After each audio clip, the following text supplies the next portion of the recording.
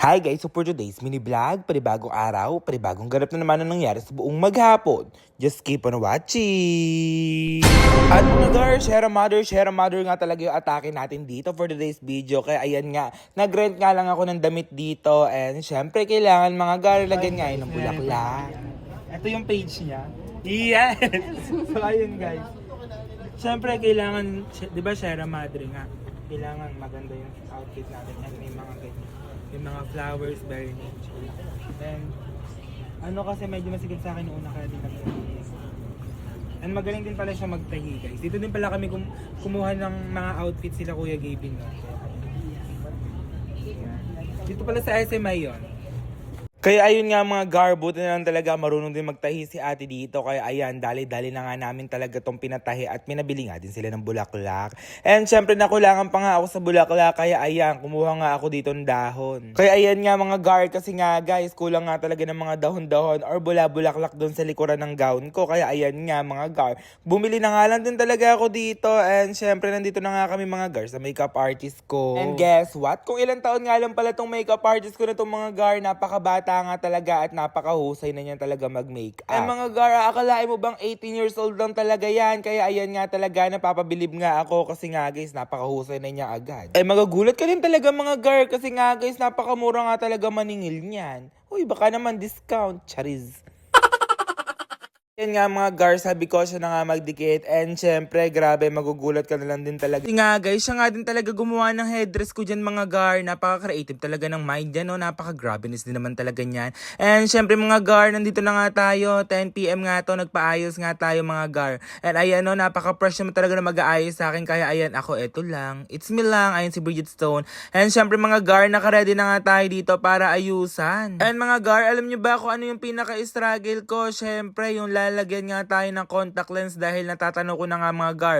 Lalagyan na nga tayo ng contact lens. Struggle ko to mga gar kasi nga guys, parang hindi talaga ako sanay sa paggaganito mga gar. Kaya naluluha talaga ang It's Me vlog nyo.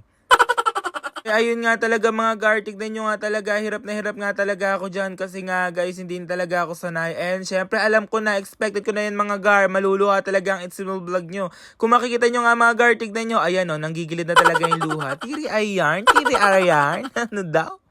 Ayun nga guys, tignan nyo nga talaga yung mangyayari sa akin dito. Ano kaya yung kalalabasan ng transformation natin dito. At kung makikita nyo nga, katabi ko nga si Bridget Stone dyan. Grabe din sa ano talaga yung mata niyan. And syempre, ito na nga talaga ang inaantay nyo. Maiiyak at maluluha talaga ang It's a vlog nyo. Dahil hindi nga talaga sanay. Kung makikita nyo, nanggigilid na talaga yung luha natin dyan. Ayan, alam mo ba talaga mga gar, may pinagdadaanan ng It's a vlog nyo. Ayan, simulan na nga talaga natin yung transformation na yan. Sinimulan nga talaga niya sa kilay dahil mga gar, papalitan nga niya yung kilay natin at abangan nyo nga yun mamaya. Noong una nga kasi talaga mga gar, nakita ko na nga din yung makeup artist ko na to dahil siya nga talaga yung nag-ayos kay Bridget Stone. Nagandahan nga talaga ako kaya sabi ko, dali-dali na talaga akong pumunta dito. Sabi namin ni Bridget Stone, dito na nga kami muna magpaayos. At dahil sobrang busy nga talaga namin sa mga ganap namin dito, nagpunta pa nga kami ng Baguio nung nakaraan. Pinaalam na nga namin talaga sa kanila na kailangan namin talaga ng headdress. Kaya ayan, dali-dali talaga silang naghanap, pati nga yung costume ni Bridget Stone. Grabeness naman talaga ang person dito for today's video. Napakaputi na talaga ng face niyan. Parang kayo rin na talagang ganito talagang lalabas pupunta ng mall. Charis. Ayan nga mga gar, tignan nyo na nga talaga, napakaputi talaga ng mukha ko na yan. Hindi ko nga alam talaga ako paano magiging atake niyan. Basta alam nyo na yan mamaya mga gar, maganda talaga yung kalalabasan na ito. And kung makikita nyo, nilagyan na nga ako ng green. Syempre mga gar, Sierra Madre nga, nature atake natin dyan. Sabi ko nga dito, para akong ahas na parang cobra. O tignan nyo mo kasi mga gar, parang nakakatakot talaga yung texture niyan. Para bang may lumot-lumot talaga ang face look ni Emily Vlogs dyan. O tignan nyo naman kasi talaga mga gar, may pag-green-green talaga. And syempre kailangan nga mga gar, achieve natin yung matangos na ilong dyan. Although matangos naman na yan dahil yes! Bawal sabihin, chariz. Kung makikita nyo nga mga gar, very itim-itim nga yung atake ni Bridget Stone dyan. And ayan nga, natapos na nga talaga yung nose natin. Hindi ko nga alam kung saan part yan. Basta eyeshadow ba tawag dun mga gar? Ayan, inayos na nga talaga yan. At medyo na-achieve na nga talaga natin yung looks natin dyan mga gar. Mga gar, nakakapagod din pa talaga yung inaayusan, no? Kahit nakaupo ka lang talaga. And mas what more pa mga gar yung nag-aayos sa akin dito. At ayan mga gar, yung damit natin na dumihan na nga. Pero go lang, laban nga lang yan mga gar para talaga sa vlog. Mga gar, alam nyo ba, trivia lang, dito nga pala sa kanila nagpaayos si Angge sa kasi Kuya Allen nung nag-Halloween party nga pala kami. Kaya ayan nga, sabi ko, for the go na din talaga dito dahil mahusay din naman talaga. And syempre yung mga gar, inayos na nga talaga yung kilay natin dito. Ginawa talagang green na parang Shrek. Charis. O bakit ba ganyan talaga yung kilay ko na para bang kontrabida sa teleserye mga garo? Palaban talaga ang person at eto nga mga gar. Sabi ko, naging ganyan na kilay ko. Parang masungit sa kantin. Parang yung mga ganong atake talaga dito mga gar. Ayan Parang palaban din talaga. And syempre, alam nyo naman mga gar, Sierra Madre, syempre, kailangan niya ng mga flowers. Flowers. Ayan, kailangan na talaga ng flowers natin dyan. Kung makikita nyo, very achieved na nga talaga. Kulong na lang talaga ng hair at pipinturahan nga yung buong katawan natin. When I stand in my way, that's a losing game. When I'm over my age, it's a ball and chain. Got lost in the cars of that pretty face. Wanna have it all, nothing left to gain.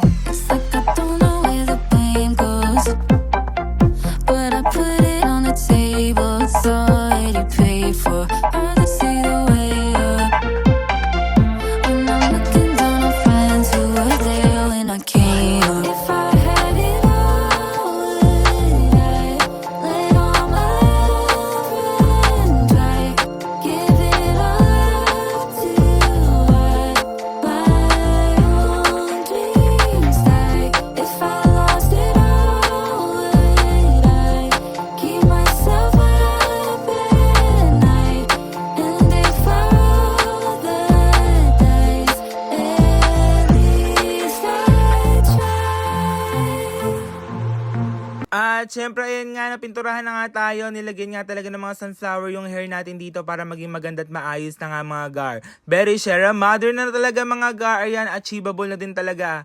Ayan mga gar, nilagyan na nga din talaga yung dibdib ko dito ng bulaklak para nga maging maganda din talaga yung dibdib natin dito at hindi siya parang patay na parang walang eksena ba naman? Ano daw? Sabi talaga mga gar, laki nga talaga ng pinagbago ng mukha ko. Parang hindi talaga ako makikilala dyan. At ayan nga talaga, ume-eksena din talaga ang It's Emil vlog nyo. Sabi daw talaga, yes! Sure, ganap na ganap talaga yeyo. Napakapasabog naman talaga ng Ismail vlog nyo. Napakahusay kasi talaga ng nagme-makeup din. Ayan, tignan nyo talaga mga gar. Parang lumuta din talaga ang person dito. Tignan nyo naman kasi talaga yung atake natin dito mga gar. And ayan nga, nakakapagod pero laban lang talaga na para ba naman napapano ba liig ni It's Emil vlog yan. Di mapakalit talaga yung paggiwingiwi talaga yan. Sana nga nag-enjoy kayo. Yun lang guys. Thank you for watching!